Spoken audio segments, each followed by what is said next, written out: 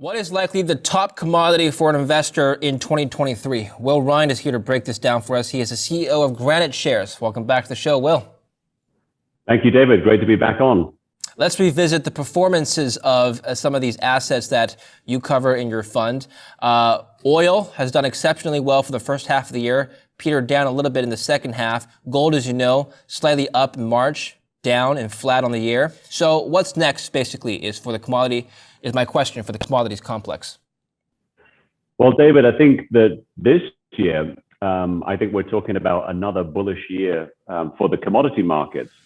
And there are a number of good reasons for that. But I think one of them is just that everybody's so bearish more broadly about recession fears. I think the contrarian play right now is to think about commodity markets outperforming again this year, because none of these issues that we've been talking about on this show have gone away. When you think about the supply issues that we've been facing in the market for the last 3 years, that really the only thing that's happened is the Federal Reserve and other central banks have tightened liquidity, tightened interest rates.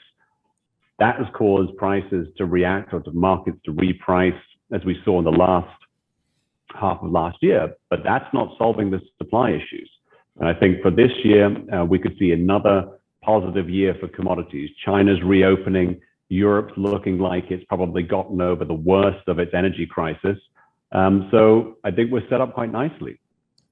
There's two forces that we observe in the markets. One is the liquidity issue caused by the Federal Reserve. Whenever they inject more liquidity through quantitative easing, we see assets tend to rise, all assets. And the reverse is true when they pull liquidity away, which is the case for quantitative tightening, which is kind of what we're experiencing now. Rate hikes are another form of tightening. Now, the other issue is the actual supply and demand of commodities.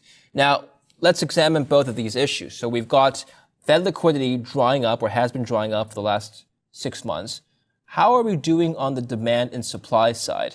You'd imagine that for a world entering a slowdown or perhaps a recession, demand for some of these key commodities may wane. That's right. And clearly that is the consensus view, I would imagine, at this point. But it's difficult to really square that with what's actually happening. Sure, the rising interest rate environment has definitely taken liquidity from the market. We saw a lot of investors dump commodities in the second half of last year, primarily reacting to these fears of a recession. We saw the dollar peaking last year. Again, commodities priced in dollars, a high dollar means that's more expensive for consumers around the world to buy commodities. But as the dollar peaked and the dollar came back down, we still saw strong performance from a lot of commodities into the end of last year. So there is liquidity being taken out of the market. That's not in question. But I think that now we're getting to a point where, and you see this in the gold market, is, how can we be in a position where we have gold over $1,900 and the highest interest rates we've had for some time? It doesn't really make sense. I think the answer is the gold market's telling you that the interest rate hikes are largely done. It's not saying that we've seen a peak maybe necessarily, but it's saying that the rate hikes or the tightening cycle that we've been in over the last year is largely over, and therefore we expect a slower or a softer dollar from here. As the supply and demand, I think the supply and demand situation hasn't looked that great. On the demand side, while China has been locked down principally, which is the world's largest consumer of commodities, but as we all know by now, they opened pretty aggressively towards the end of last year. Now that is causing a big upswing or a big uptick in buying of commodities. Like I said, Europe seems to be, despite a lot of fears, seems to be getting on with their situation as maybe over the worst of the energy crisis now.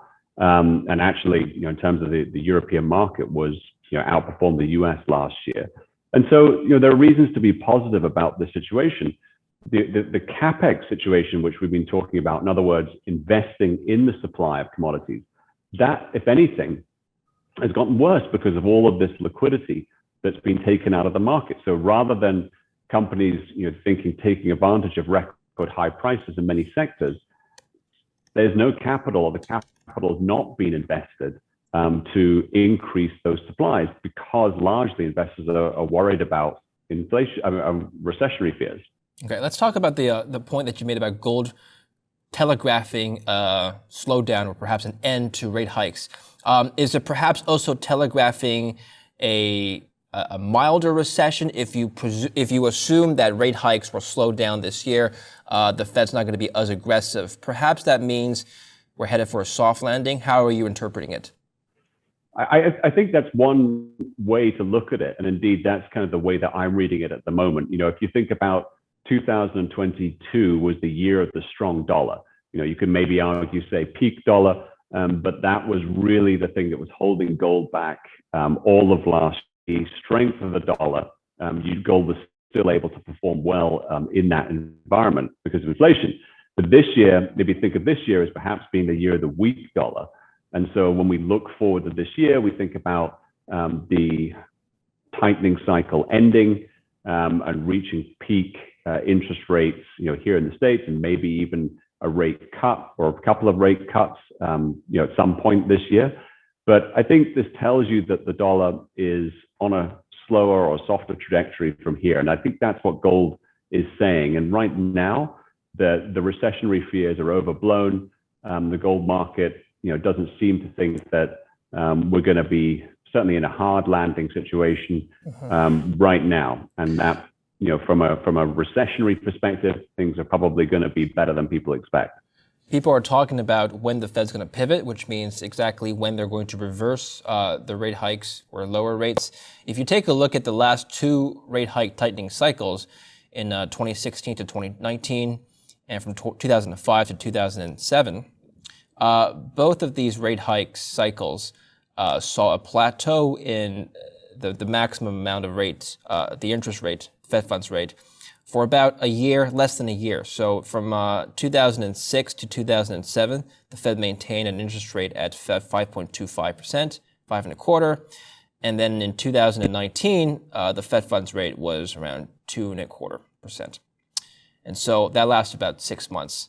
So if you just take a look at history, one can extrapolate this data and say that perhaps this next cycle will see a pause for about 6 months to a year before a pivot. Does that sound reasonable to you? I think it sounds reasonable. Look, as you know, David, you look at the market forecast on the forward curve, and the market has been pricing in a rate cut, this year for quite some time. As early as sort of the first quarter of this year, those expectations, moved back. But the market's been pricing in a rate cut for this year for quite some time now, and I think that's pretty logical in this situation, especially as we now start to see job losses, accelerate, particularly in higher paying, white collar jobs.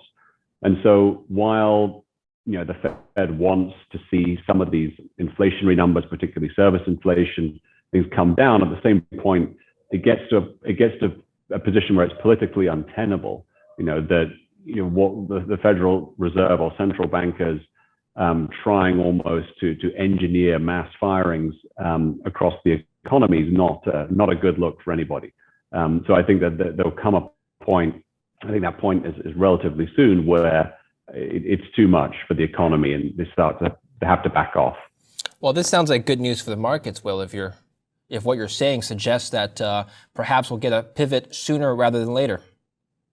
Yeah, and I think that's what we've seen, David. Look at the performance of the market. Clearly, the end of last year, particularly the back end of December, I don't pay too much attention to because there's a lot of people selling for tax loss harvesting purposes. So in other words, technical sellers, not fundamental sellers.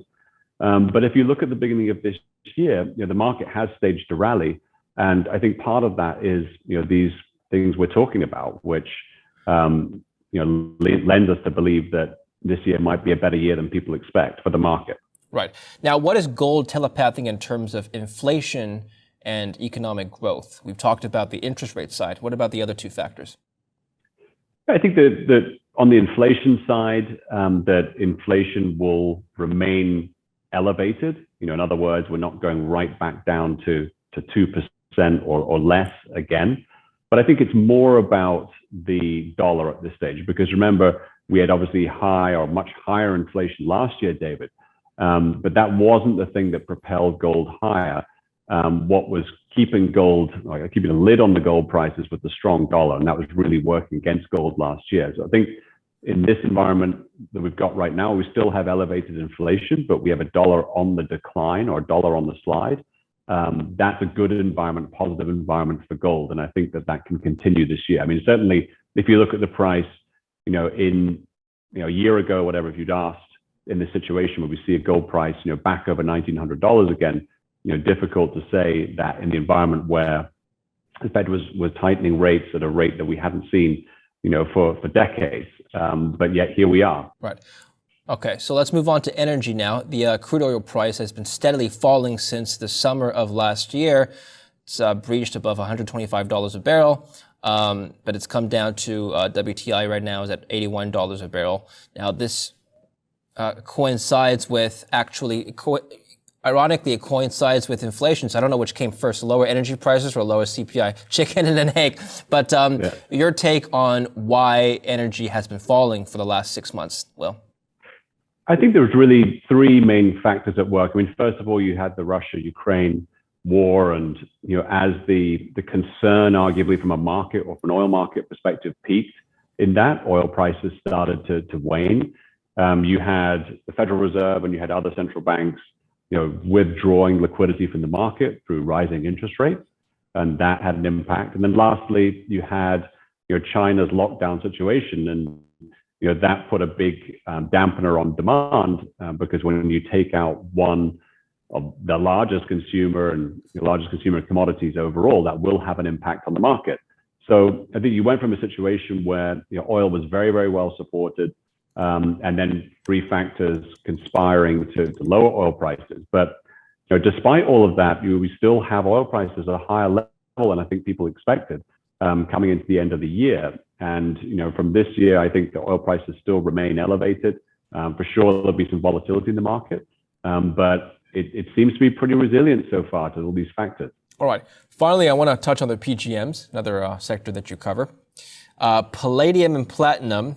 The palladium price has actually, interestingly, we've seen a divergence between palladium and platinum over the last 2 years. So palladium has been falling steadily since the peak the last peak in early 2022, so early last year.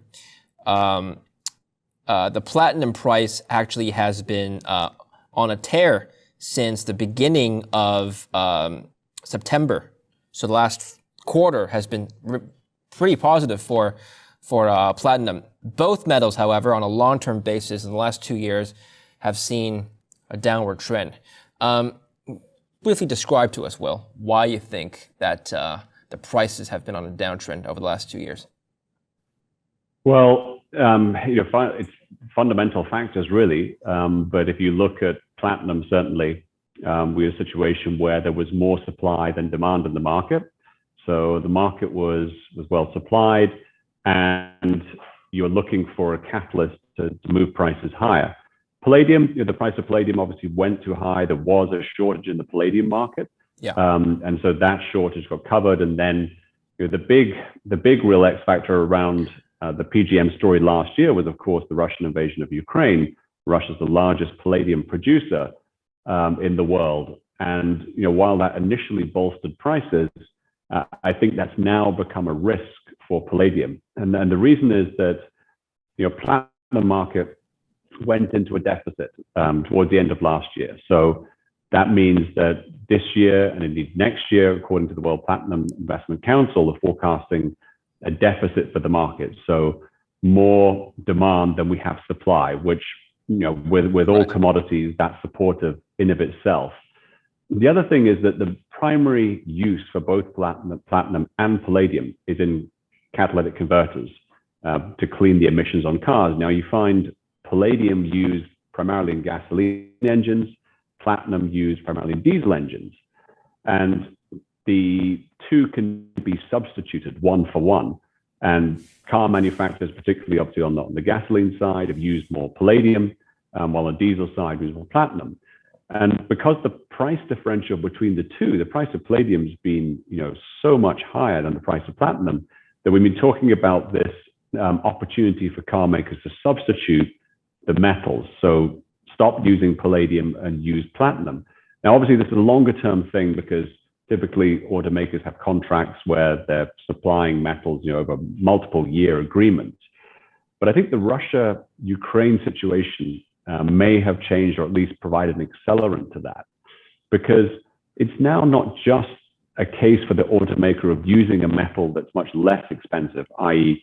using platinum instead of palladium, but now there's an ESG component to it. There's a moral component to it, which didn't exist before, which is, okay, do you still want to source metal from Russia, source palladium from Russia, when you can get platinum that comes primarily from South Africa for a lot cheaper? And I think this is going to be an accelerant in the market that will sway demand more to platinum versus palladium, and that's what's bullish for the price.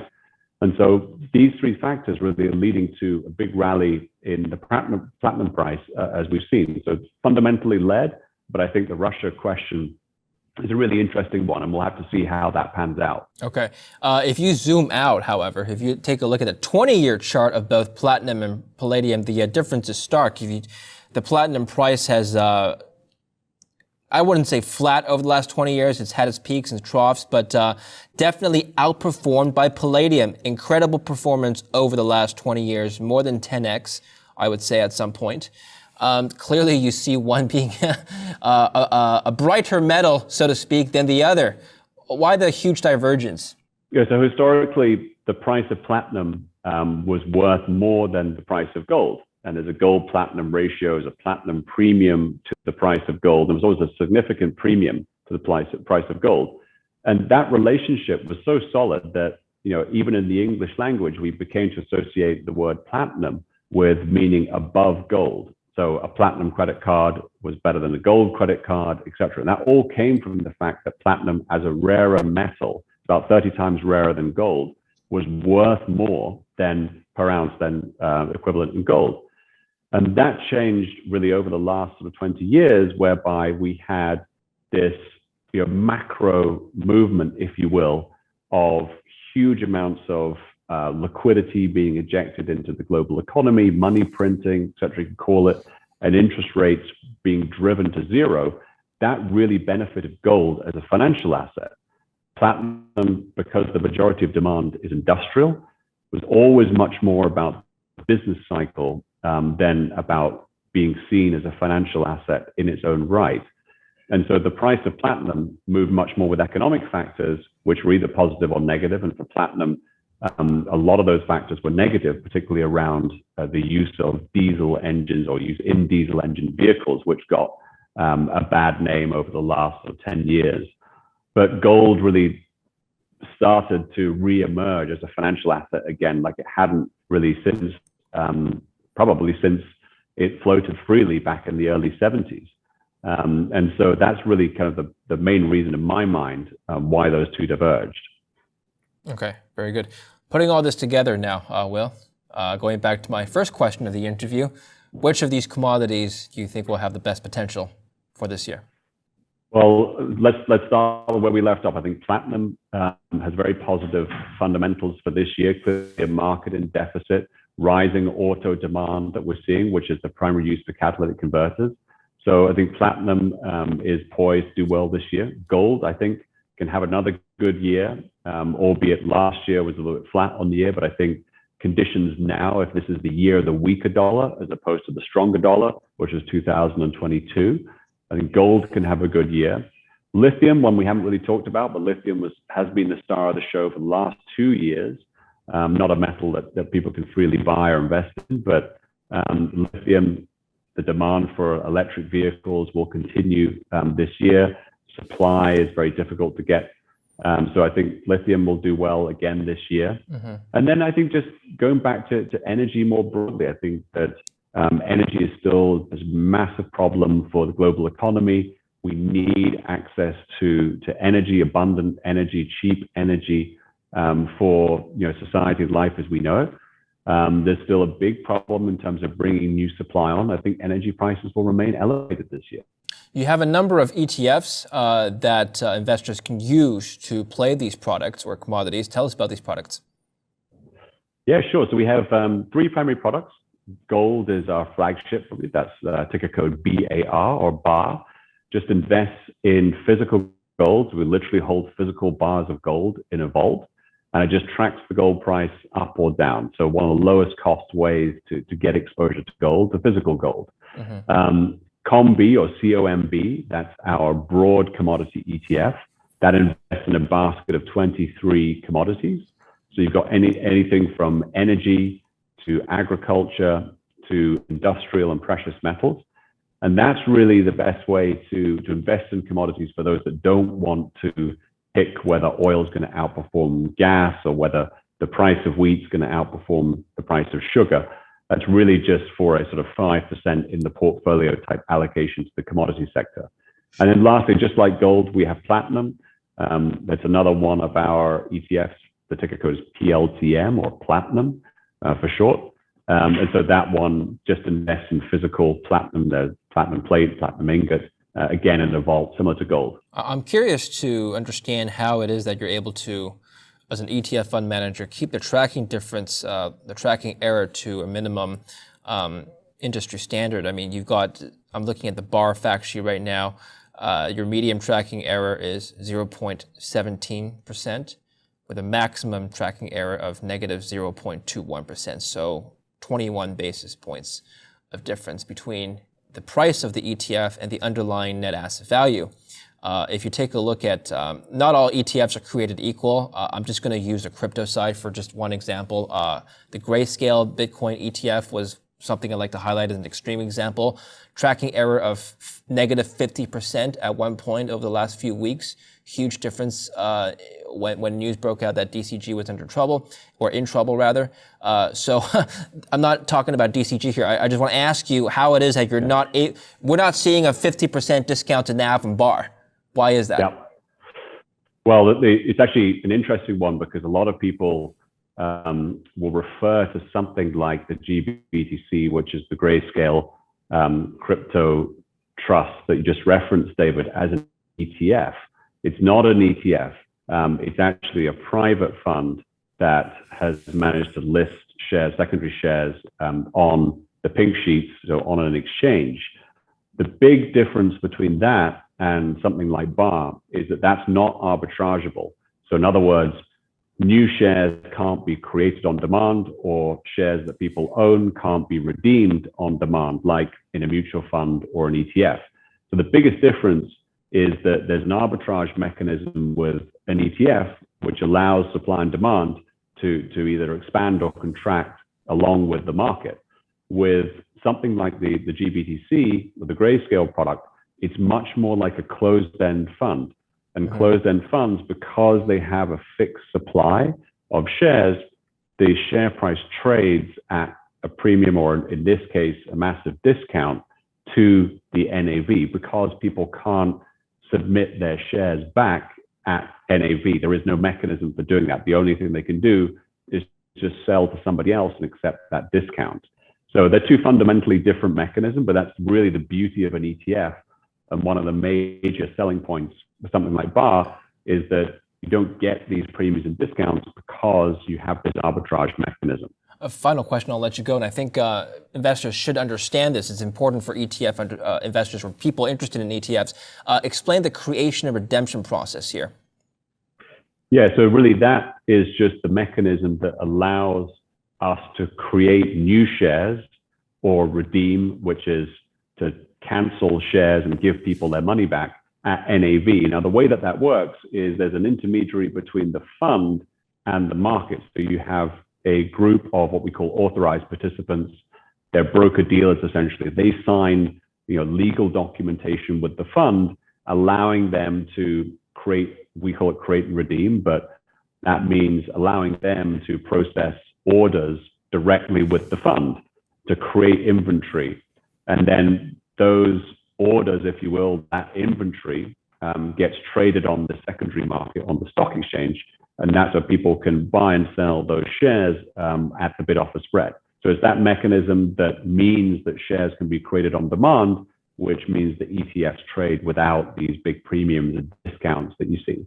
Well, suppose that every gold investor in the world, just suppose, is flocking to bar right now. I mean, immediately, wouldn't we see a big premium? What's the next step here? You'd only see a big premium, David, if there was no gold left in the world to buy. And therefore, again, the fund would sort of almost trade de facto like a closed-end fund. So providing you can access liquidity in the underlying market, which for the case of gold is the physical gold market, providing you can buy and sell bars of gold, that's not going to be reflected as a premium and or a discount in the fund, just like any other fund. Providing you can buy stocks, emerging markets, whatever it may be, that's not going to affect. Where you would have an issue is in a very hypothetical situation, because the gold market is huge, as we know. You could have a situation where we ran out of gold and therefore there's no gold to buy. Therefore, the only way people could access it would be to buy shares that have already been created in the fund, and those shares would most likely trade at a premium to whatever the price of gold is. All right. Very thorough analysis. Thank you very much, Will. I appreciate it. And thank you for speaking with us, and thank you for your contributions to Kitco. Thank you. Thank you so much, David. Always a pleasure. And thank you for watching Kitco News. I'm David Lin. Stay tuned for more. Don't forget to subscribe.